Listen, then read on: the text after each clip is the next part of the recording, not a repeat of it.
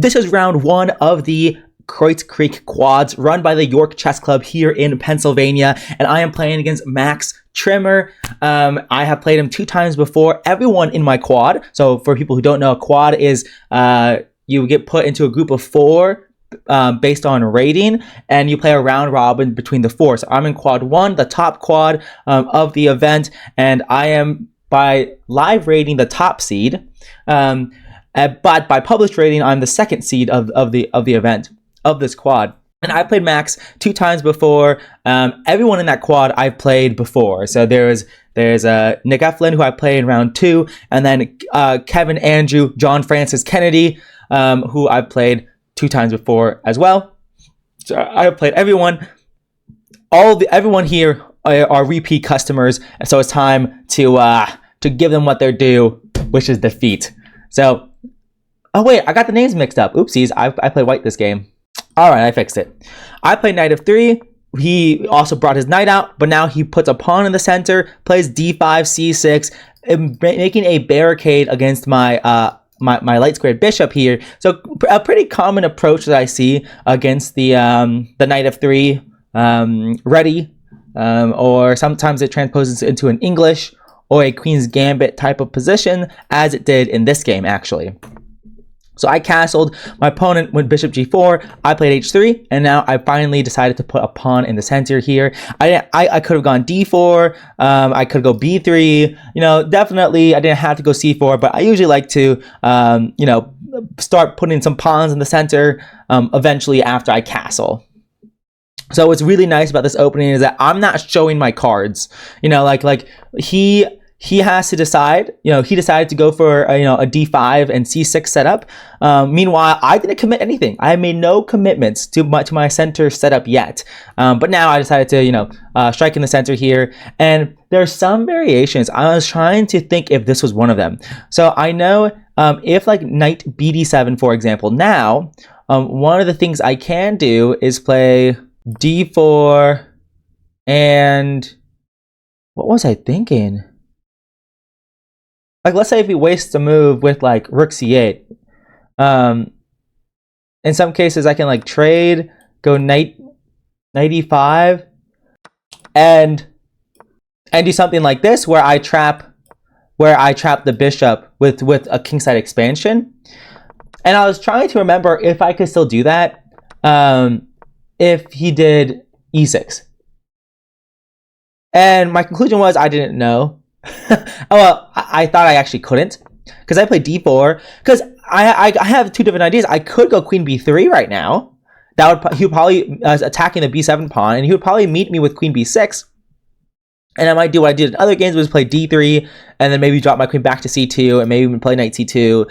You know, do a little maneuver like that. You know, a little nuance there. But I thought, like, okay, well, maybe d4, you know, it's also good. It also can't be bad. But now, you know, this is a Queen's Gambit. You know, this is Queen's Gambit. This is like the semi-Slav or some weird thing that Black is playing against the Queen's Gambit. Like, I don't know. Like, it is interesting how this opening has changed so much. The structure has changed.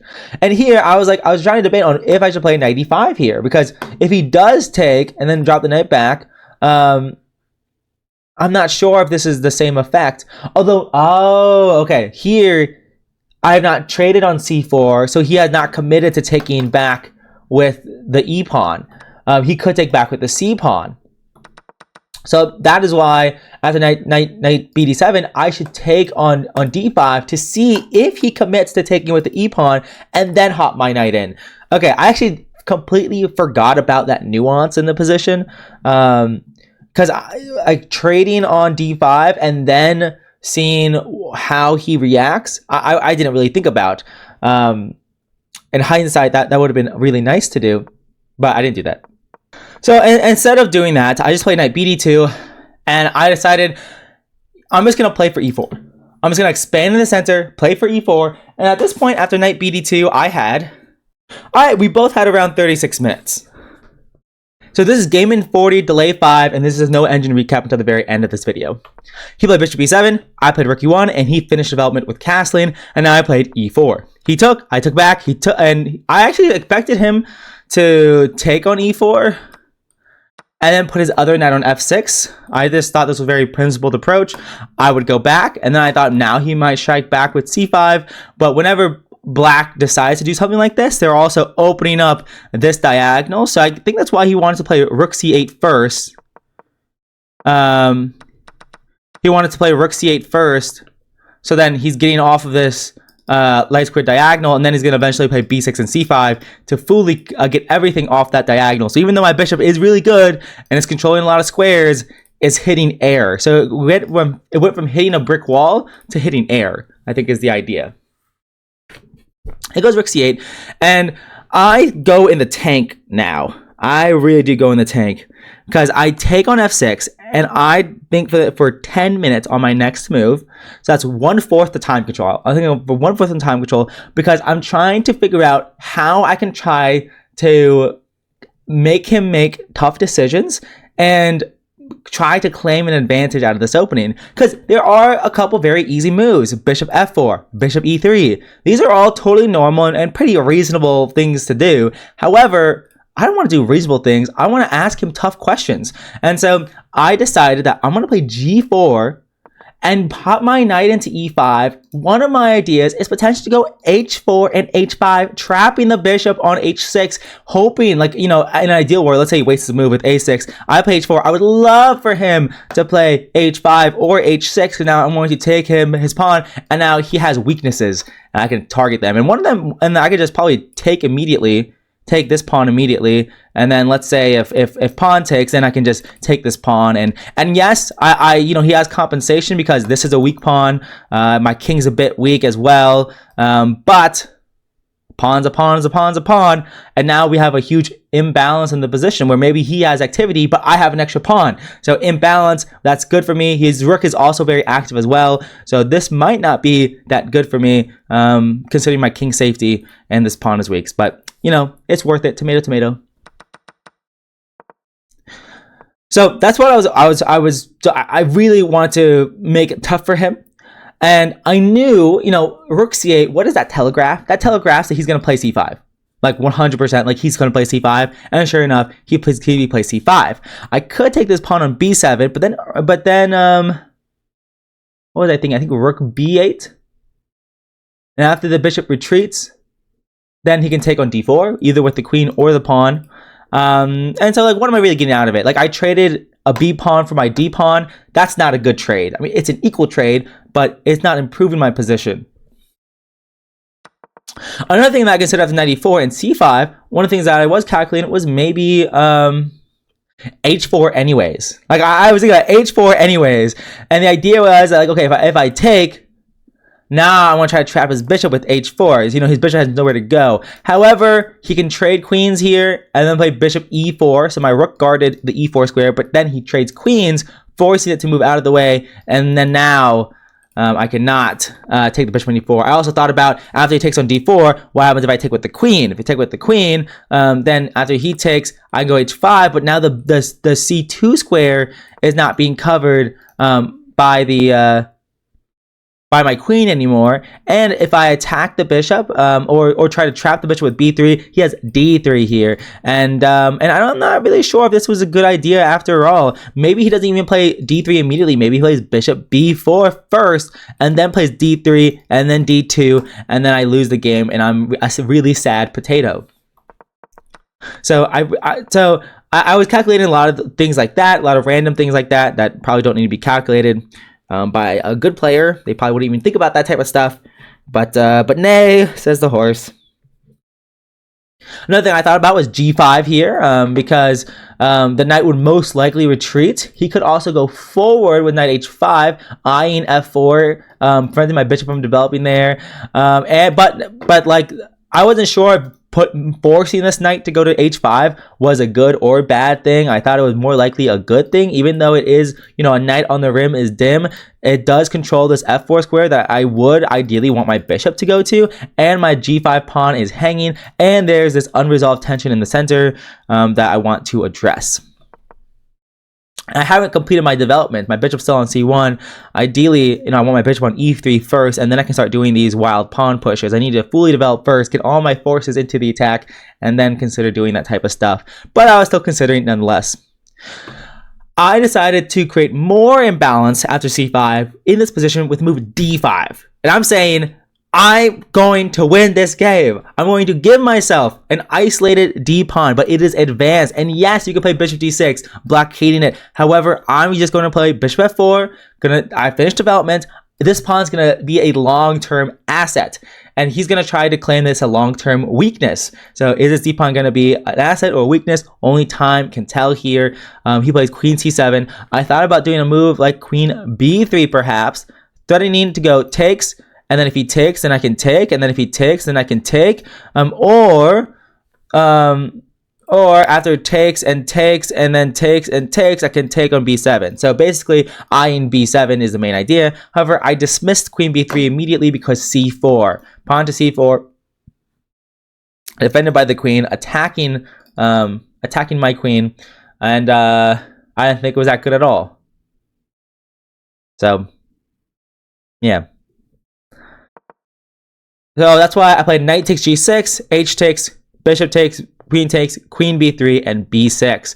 So the position has clarified, and now I have a bishop that's staring into my own pawn, and he has this knight that can potentially roam around on the dark squares. And I had a very, very tough decision to make.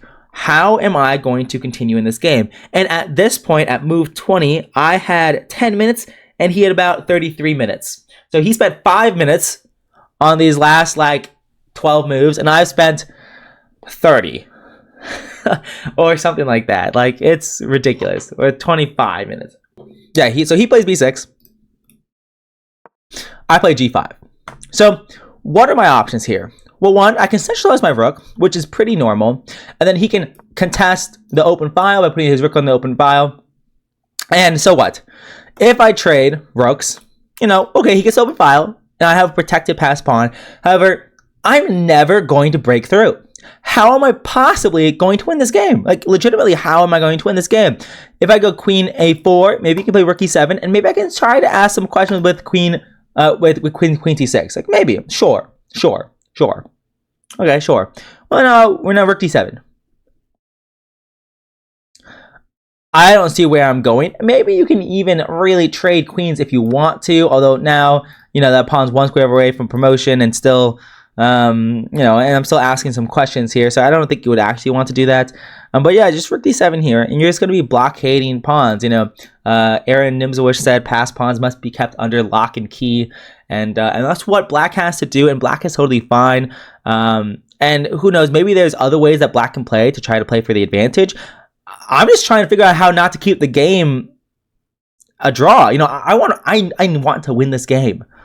I didn't know Max was almost exactly 100 points lower rated than me. That doesn't really matter. I want to win every game I play.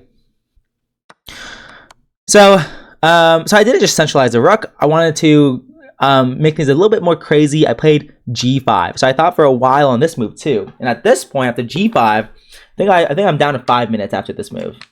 Okay, no. I was at 10 minutes after g5.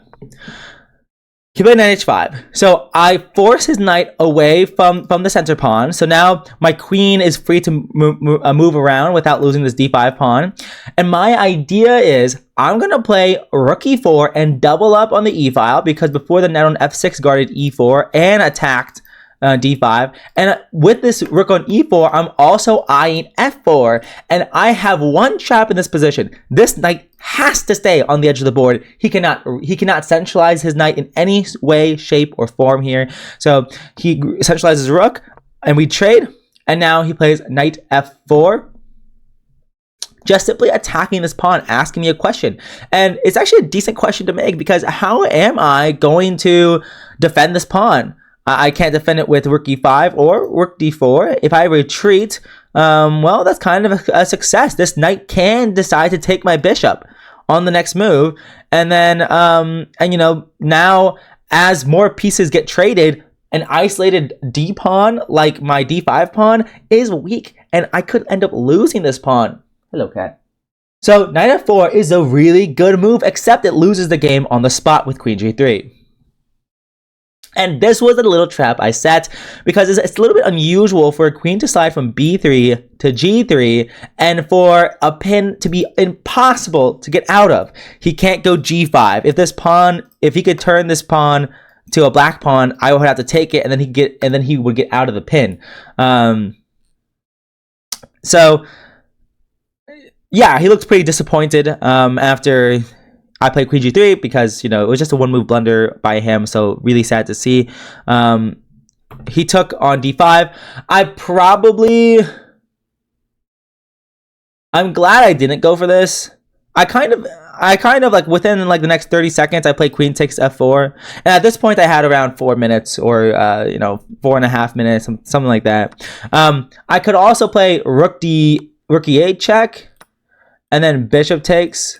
But this is actually equal material, and this is going to be very tough to win. So I played queen takes f4. He went check, and then he resigned after rook e7. I don't think he has to resign. I think he can play it out for a little bit longer. He can play rook f8. And I thought this is what he was going to do. If he did play rook f8, I might consider a couple things. I could go queen e5 to try to go bishop d5.